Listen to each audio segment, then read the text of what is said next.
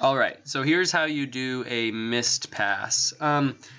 Okay, so it's a little confusing. We have to enable it first in the layer setting. So it's the third one, fourth tab down in passes. There's a Mistpass, and then that is going to create a new setting within the world setting. So now it's Mistpass. If I turn that off and go to world settings, the Mistpass disappears. So in the layer settings, turn on mist, go to the world, and if we open that up, there's a start and an end point. It's like at what point does it start to get misty, and at what point is it at 100% fog. But there's a way we can visualize it.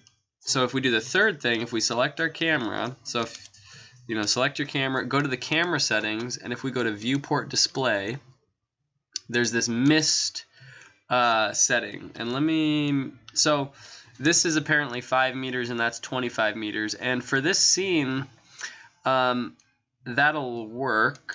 But what you really want to do is to because basically this is, in the Mistpass, this is going to be like black, and then this is going to be full white. And if we want a good range for our final export, we might want to actually start the mist here and end it about here. So now we're maximizing the amount of gray values that these individual cubes will get. So now if I hit render and let me go to my compositor, use nodes, backdrop, and by turning on that Mistpass, we have this mist option here. So I'm going to Control Shift and click.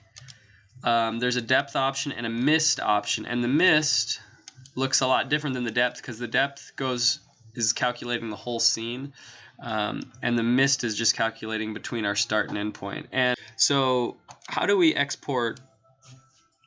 Like, we want basically this image to export, and actually we want it with a transparent background. So I'm going to make sure that my film transparency is on, and we're going to export this with as a PNG with RGBA alpha. So where's that going to go? I'm going to put this in my render folder, hit accept. Now to create an output for the Mistpass, you need to make sure that you have this set up first. So I want it to be a PNG, but I also want the color depth to be 16. So it's a much higher bit depth. The pictures are going to be more memory, but I don't need the alpha, I just need black and white.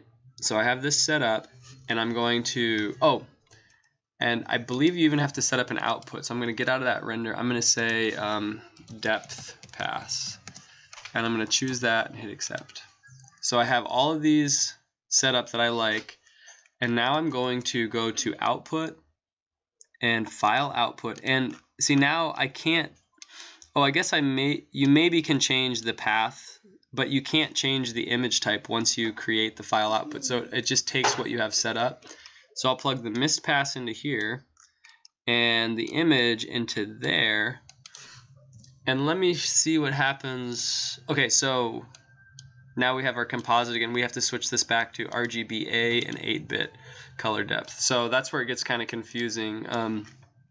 You can't quite see all the info that PNG has, so you just got to be careful about setting it up.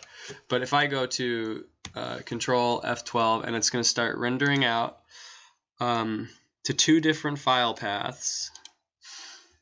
Where am I doing it? Projects, UAF, positing, depth pass.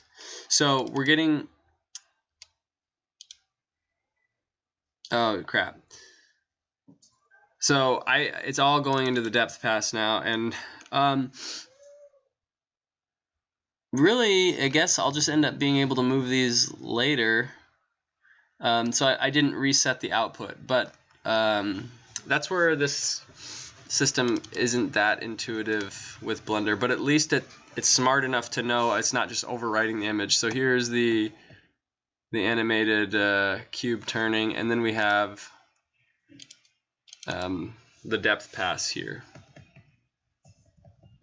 So for your DeLorean scene, set up a depth pass and make sure your your file output for the render is going one place and that your depth pass was going to a different folder.